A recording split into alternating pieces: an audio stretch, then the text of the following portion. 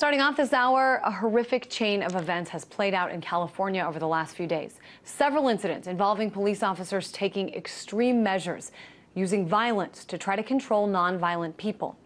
Let's start out with Anaheim, California. Police on Saturday approached several men in an alleyway, and when those men started running, one of them was shot dead by police, though he was unarmed and posing no danger to anyone.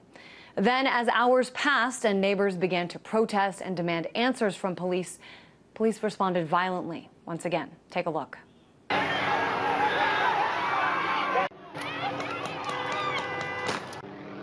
They just released the dog and I had my baby and my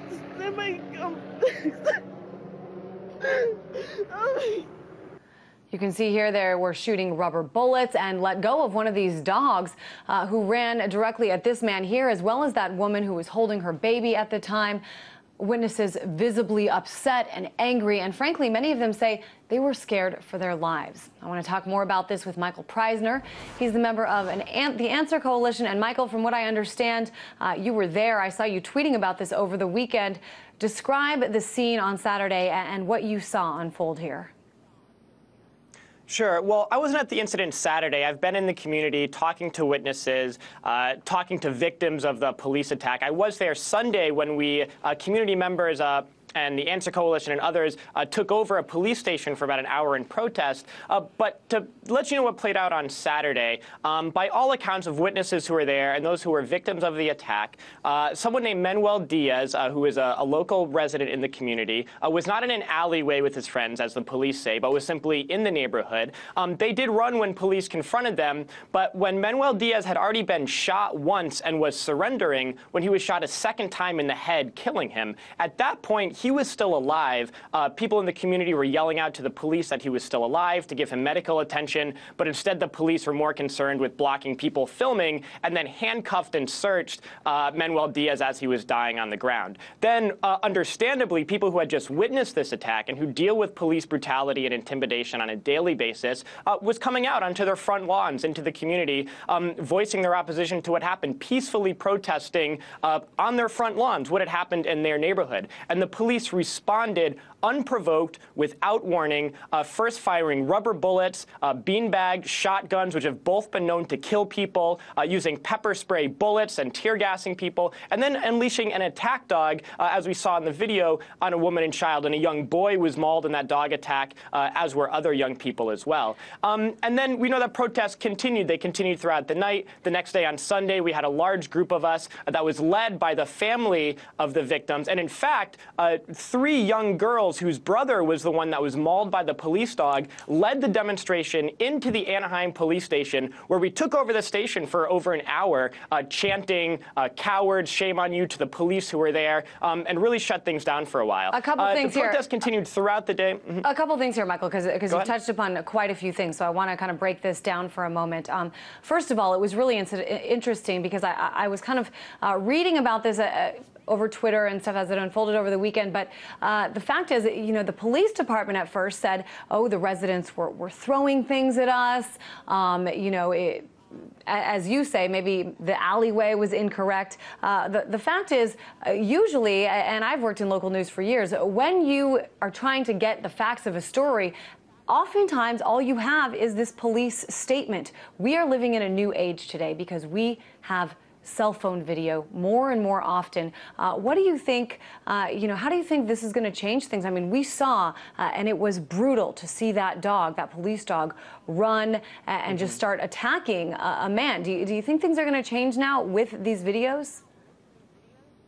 Well, it's going to be the people mobilizing that's going to make these things change. And of course, this revolution in technology has really revolutionized the way that we can monitor police activity, because this is not an isolated incident. This is nothing new. The reason so many people have come out in protest is because they are used to this as a day-to-day reality in their communities, this type of brutality and this type of violence from the police force. So now, for the first time in the history of dealing with police violence, we are able to actually document what's happening and counter what's going to be given out by the police, which is 99% of the time going to be complete fabrication to justify the actions that they had taken on. And even with this case of saying, oh, they had to respond because people were throwing bottles, that is very likely not true. Witnesses say that aren't true. But even if it was true, does that justify shooting weapons that can kill people into a crowd of children where there are baby strollers, where there are mothers holding infants? If this was a white, affluent community, the police would have dealt with this situation very differently. But because it was a poor, working-class Latino community, the knee-jerk response of the police was to start firing on people. Well, it was really interesting, too. I'm not sure if any of the residents told you this, Michael, but a lot of them saying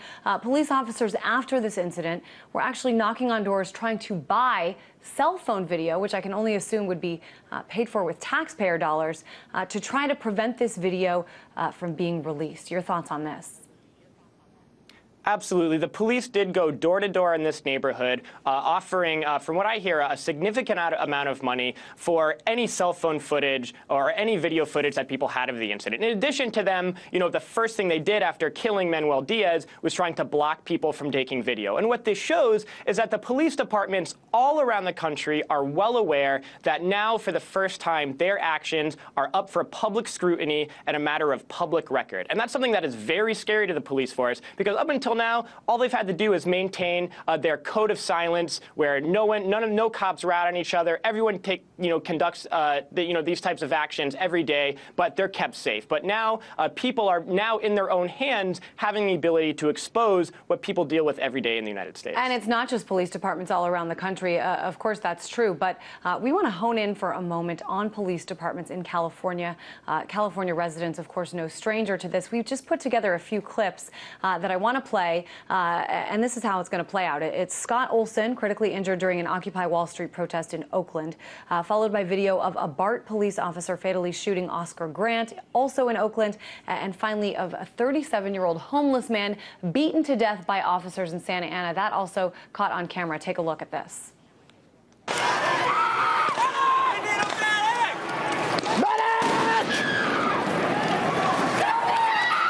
What happened? What happened? You got hit. Shot. What's your name? What's your name? What's your name?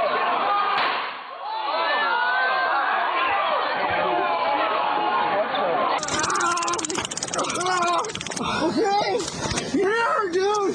Here, just Sorry. please. Hey, come on. Please don't, dude. Please.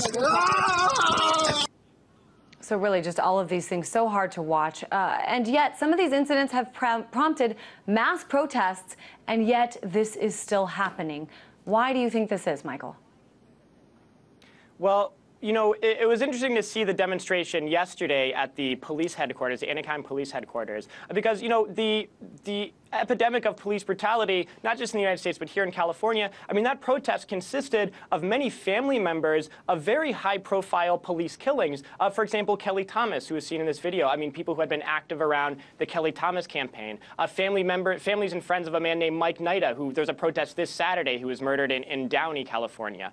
And so, this isn't, of course, an isolated incident, but what is going to stop it, of course, is the people mobilizing in response and putting enough pressure on the politicians, on the police department, to take drastic action. Of course, there's deeper systemic problems linked with these things that are much deeper to address. But I think immediately what can happen is people mobilizing, putting pressure on the city council, on the police department. So every single one of those officers who played a part in this police riot and these police killings are fired from their jobs and are tried in a court for the crimes they've committed. When you took over this police station, went down to it on Sunday, did the police understand why you were there? Were they courteous to you? Well, I wouldn't say they were courteous. They were very afraid. They basically locked up all the windows and doors that they could. We basically had the lobby completely under our control. The only police officers there were the ones that were just guarding the entrance into the back area of the police station. But they weren't courteous. I mean, they were just very, very scared because they know that that video footage does not lie, that whatever lies they're used to putting out in statements to the press, their actions are on full display for millions around the world to see. All right. We'll appreciate having you on the show to give us a firsthand look at what you saw, at least in this protest on Sunday. Michael Preisner, member of the Answer Coalition, joining us from our LA studios.